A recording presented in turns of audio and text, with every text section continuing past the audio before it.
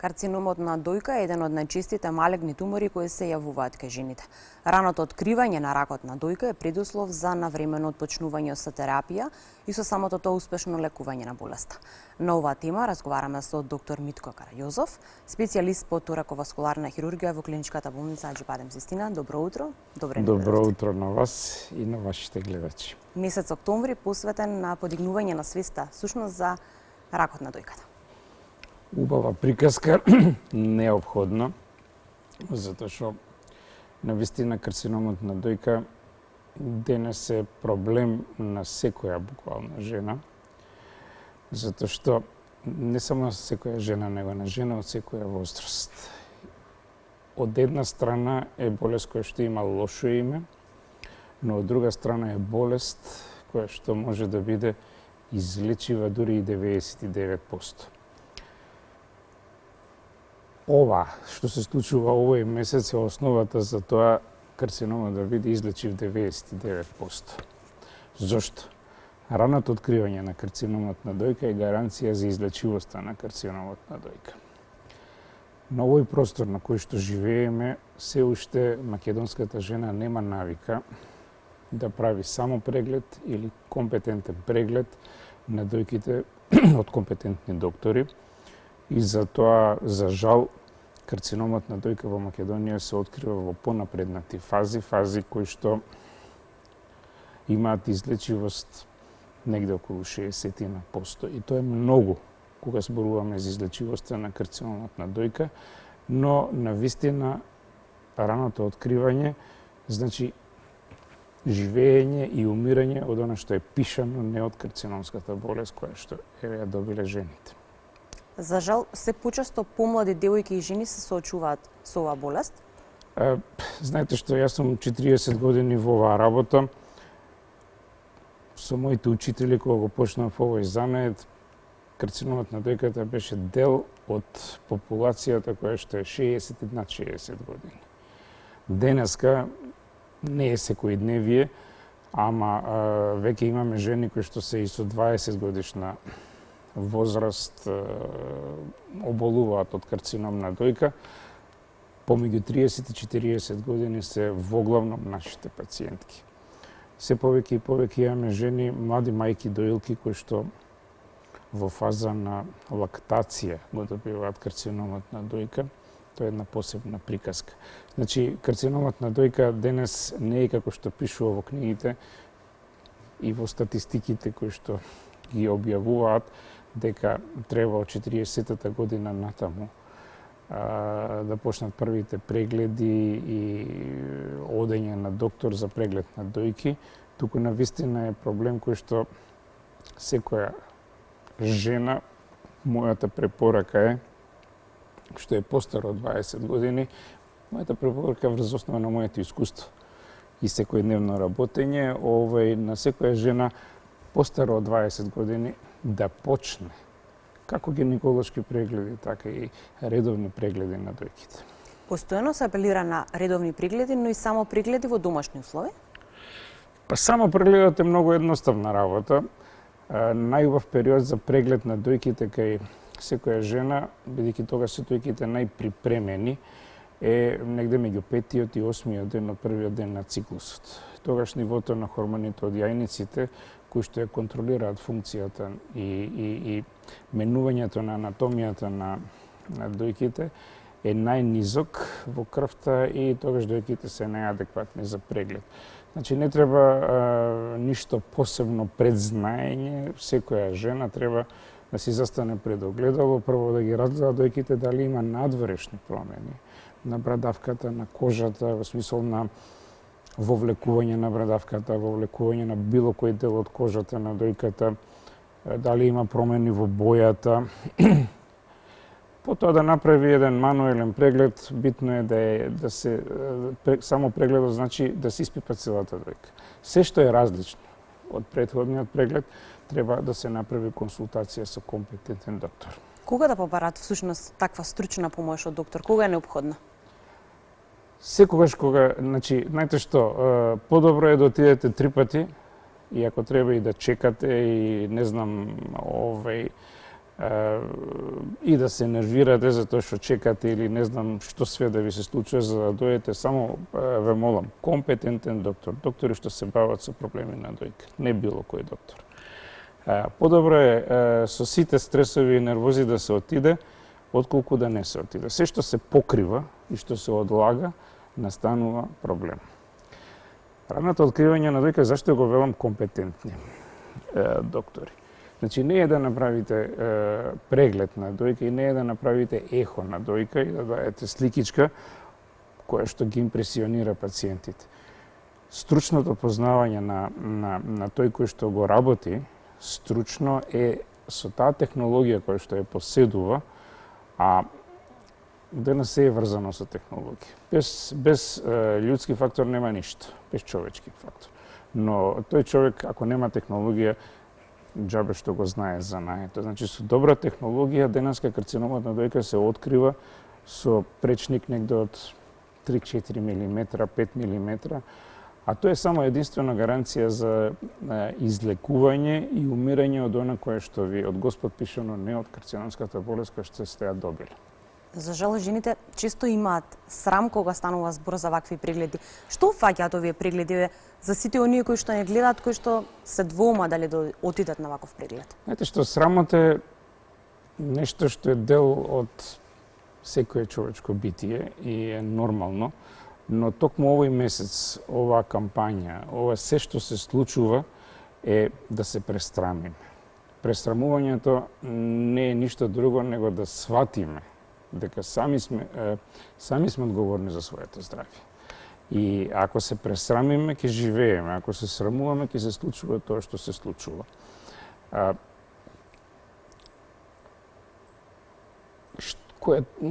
Секоја ние имаме во клиничка болница Систина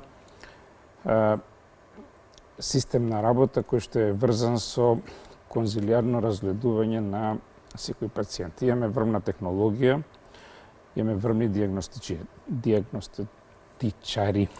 Значи, технологија можете да имате, морате да имате умни глави. Тука е докторка Маја Чапова, која што е навистина мајстор на својот занает. Воглавном пациентите доаѓаат кај хирург. Така има некоја навика и така е треба хирург за дојки да ве види. Тоа сум јас. Но знаете што, јас сум човекот кој што ја реализира хируршки, ако треба нешто да се прави во лекувањето на дојката. Но најбитниот човек во целата приказка е докторот кој што се бави со диагностика на дојка. Многу ми е мене лесно да бидам голем доктор кој ќе дојде пациентка во мојата ординација кога има пиплив тумор. Но не е мајсторијата да лекувате жена која што веќе има тумор од 5 сантими или 10 сантими кој што се пипе или кој ќе влезе во ординација, веќе гледате дека деформиран е делот каде што се градите и вие јасно со кого имате работа. Што следи понатаму? Значи, мајсторијата е да дојдете во ординација да немате ништо пипливо, а докторка Чапова со таа врвна технологија која што ја поседува, значи имаме прво се прави ехо преглед на дојките, тродимenzionално ехо, со кое што многу работи добар мајстор може да ги воочи. Тоа е почетокот на диагностицирањето. Тоа се надградува ако постои било какво сомневање. Ехото се надградува со дополнителни диагностички процедури. Се прави мамографија, дигитална мамографија која што е денес прилично технолошки добра метода за да се расчистат некои работи. Ако се расчисти со мамографијата се, во однос на постоење на туморот, се оди на биопсија на тој тумор. Постојат различни видови, тенкоиглена, кор биопсија. Тоа е вториот и многу битниот дел. Прво, мајсторијата е вие тумор кој што во дојка, која што е таква каква што е по анатомија, да имате тумор од 3-4 мм. Голема мајсторија е да го погодите со игла и да извадите клетки од него. Патологијата е многу битна метода, односно не е битна метода, него ја разоткрива целата вистина. патологот ќе каже дали е тоа карциномска болест или не. Ако патологот каже дека не е карциномска болест, а сите сомневања се во карциномската болест, можно и да се промаши со боцкањето, тога се надградуваат испитувањата, се прави магнетна резонанса само на дојките. Тоа е значи едно специфично испитување со кое што се дава контраст венски и постоење на малигни промени во дојката. Тој контраст се фиксира за тие малигни промени и потоа се прави математички прорачуни, се доаѓа до тоа дали е тоа карцином или не. Ако магнетот даде позитивен резултат, тогаш може да се ребиопсира. Ако и тогаш нема добри резултати, затоа што знаете што најдобро е кога влегува пациентот во сала да има име и презиме на болест. Затоа што тогаш ми е мене многу полесно. Како хирург да бидам хирург, односно да направиме добро за пациентката. Операцијата е крајната приказка во диагностицирањето на карциномот на дојка или почеток на лекувањето ако веќе имаме диагностициран карцином на дојка. Значи, целата суштина и секогаш се врти околу големината на карциномот, а големината значи рано или напреднато откривање на болест. Стартната позиција, тоа е исто како на Формула 1. Ако имате добра позиција, имате големи шанси да победите. И кај карциномската болест е така. Денеска хирургијата не е нешто драстично различна во однос на она кое што било кога сум почнувал да работам во овој занает. Многу е напредната диагностиката и многу е напредната посоперативната анализа на материјалот кој што ќе се извади, од кој што зависи понатаму во кој правец ќе оди онколошкиот третман, ако воопшто го има. Значи, денеска, порано имаше патологот ќе кажеше карцином на дојка. Сега имате еден куп елементи кои што се врзани со формулата на болеста на карциномот, со име и презиме на пациентката. И онкологот врз основа на сите тие коцки го прави мозаикот на понатамошниот третман. А сето тоа, добра диагностика и рано откривање на карциномот, добра хирургија, компетентна онкологија е гаранција за излекување на карциномот на дојка. Што по оној постоперативен период? Тој можеби се чини е најтежок за пациентката. Знаете што? Тука е клjučот на срамот. На тоа што ние сите се срамиме од нешто. Носењето и сознанието за карцином на дојка во наши услови е трагедија. Ние во нашата болница, во тимот кој што учествува во третманот на карциномската болест кај жените, имаме и, како што и секаде во светот, имаме внесено и психолог и психијатар. Секое влегување во ординација кај мене на пациентка која што има карциномска болест, главното е да ја опуштите жената. Прво е да ја кажете, прво жена која што ќе дознае дека, не жена, него секој кој ќе дознае дека има карцином е шокиран. И тој шок е страшна работа, затоа што карцином е рамно на умирање. Не е така. Сега, тоа треба да го образложите фино, за да ве свати пациентот и да поверува дека навистина може да биде излечен. Да се увери дека е излечен треба многу време за да помине. Но живееме таму кај што живееме. Проклетието на македонскиот народ е такво какво што е. Дали е проклетие, така го велиме ние, ама лошотилокот излегува секојаш на површина. Секојаш на пациентка која што ќе влезе кај мене во ординација и велам дека најбитно од се да сватите дека боледува од болест со лошо име, но болест која што не е лоша. Втората реченица која што ја кажам, живеете во Македонија. Ке ви се случува.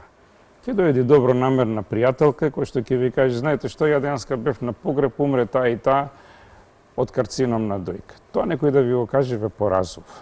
Значи, вие не можете, ако имате карцином, да не комуницирате со светот. Но мора да створите бариера према околината. Од едно да ви влезе, од друго да ви излезе, од воспитание, од култура, да ги слушате сите, но да врзете во крпче само она кое што е навистина за врзување во крпче. За тоа се одговорни само и правата вистина може да ја добие секоја пациентка само од луѓето кои што учествуваат во процесот на лекувањето на секоја пациентка.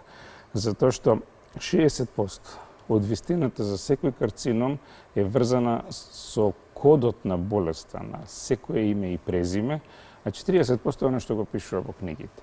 Денеска имаме категорија на пациенти кои што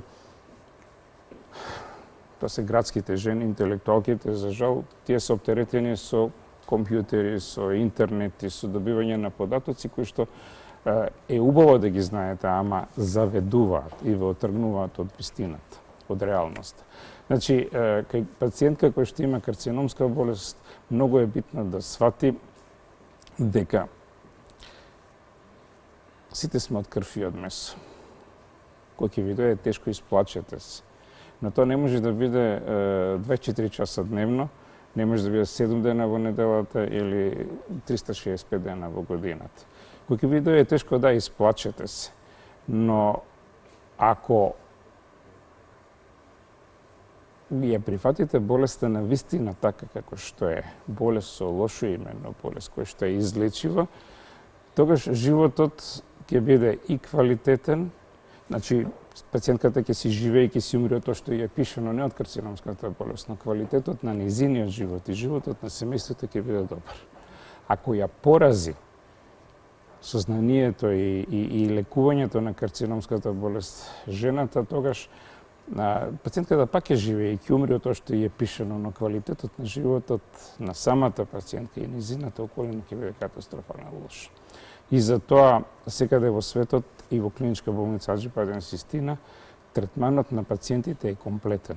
Значи, добра диагностика, хирургија, патологија, онкологија и сапорт од психолози и сапорт од подршка од психијатри е многу битен момент. А разговорот и паѓањето на тежината од душата за созданието на карциномот на дојката кај секоја пациентка, независно на која категорија припаѓа, е можеби поголемо лекување отколку самиот процес на лекување. Затоа што вие треба да имате пациент кој што ќе го излечите од карциномска болест и ќе го вратите во нормално живење и работење. Ама треба и да биде и со паметот вратен во нормално живење и работење. Значи, карциномот на дојка треба да биде болест, не е баш така, ама треба да биде на ниво на настинка, на грип.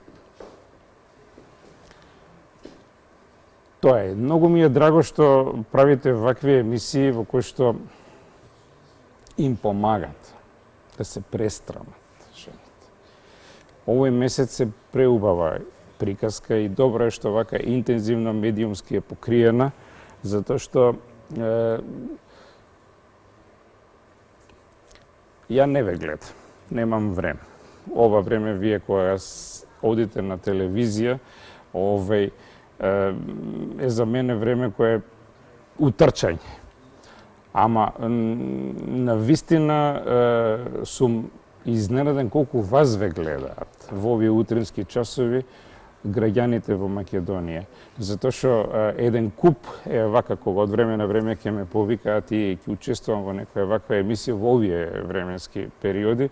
Еден куп жени после тоа доаѓаат и ми викаат: ве гледав на телевизија, беше вака, беше така. Тоа значи дека ве гледаат, дека вие сте тие кои што помагате да се случува македонската жена да се пресрами, и не само за карциномот на дојка, за многу работи да им помогнете на овие луѓе кои што се такви какви што се, да станат она што треба да се. Убаво е кога вака позитивно влијаеме врз нашите гледачи. Благодарам многу на одвоенето време.